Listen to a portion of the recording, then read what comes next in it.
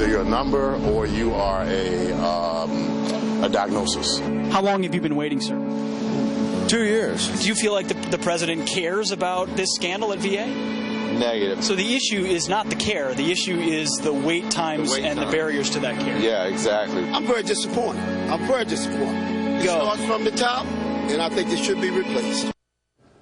Here we are 2 years after news of the deadly waitlist scandal rocked the VA. A newly released Inspector General's report says supervisors ordered information about patient wait times to be falsified at facilities in at least 7 states. So is the VA still hurting our heroes years later? Joining us now, Vice President for Legislative and Political Action at Concerned Veterans for America, U.S. Marine Dan Caldwell. Dan, thanks for joining me this morning. Hey, Pete, thank you for having me on. So how can this be? 2 years later, all this focus on the VA, and yet we're still seeing manipulation, which is where the scandal started. How is this happening? Well, it comes down to the lack of one thing, and that's something you and I have talked about a lot the last 2 years, and that is a complete lack of accountability. I'm here in Phoenix, Arizona this morning where the scandal began. And as of today, not one person here in Phoenix has been fired for the secret wait list and the wait lists on which 293 veterans died. So not one person has been fired. So when you can't get fired for not doing your job, there's no incentive to do the right thing, and there's no incentive not to do the wrong thing. And that's why we're still getting these stories 2 years later. And sadly, the current leadership of the VA is not interested in instilling more accountability in the broken agency. Whistleblowers still being targeted, fraudulent employees still being protected. Is there legislation out there on the horizon? The VA Accountability Act comes to mind. It did pass the House. Why is it stalled in the Senate?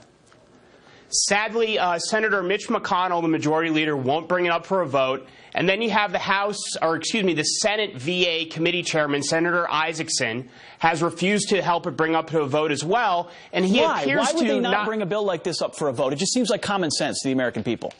Well, what they want to do is they want to pass an easy bill. They want to do the easy thing, and Senator Isaacson is putting out an omnibus VA bill. Unfortunately, it looks like it's going to be a bunch of nice things that sound great but actually don't fix the problem. It's going to be great to talk about on the campaign trail, but it's not going to fix the problem. We hope Senator Isaacson does the right thing and advances the VA Accountability Act, but sadly, it doesn't look like that's going to happen right now, Pete. Well, looking at this thing generally, who's to blame for this? I mean, how can we be 2 years? Is it the White House? Is it Congress? Is it the VA? Is it unions? Special interest groups? Who's really preventing true reform from coming to the VA, which everyone knows is needed? Well, sadly, you named a lot of people there. The House of Representatives has done a great job. You have Chairman Miller there from Florida doing a great job as House VA chairman. You have members like Democrats like Kyrsten Sinema out here in Arizona doing the right thing. The House is doing a good job. The Senate is moving way too slowly like they normally do, which is why a lot of people, unfortunately, are mad at the Senate and mad at Congress. But you're right. You do have special interests, and you have people who we have at Concerned Veterans for America have started to call VA truthers.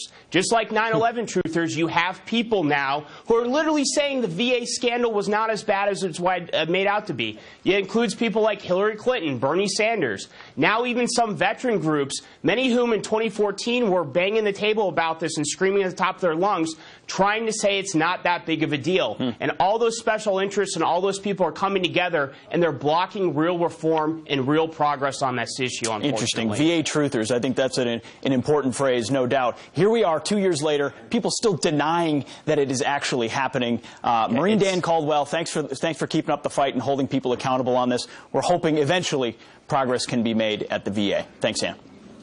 Thank you, Pete. All right. Coming up, a woman on the operating table. So what are her doctors doing? Making fun of her? How did she know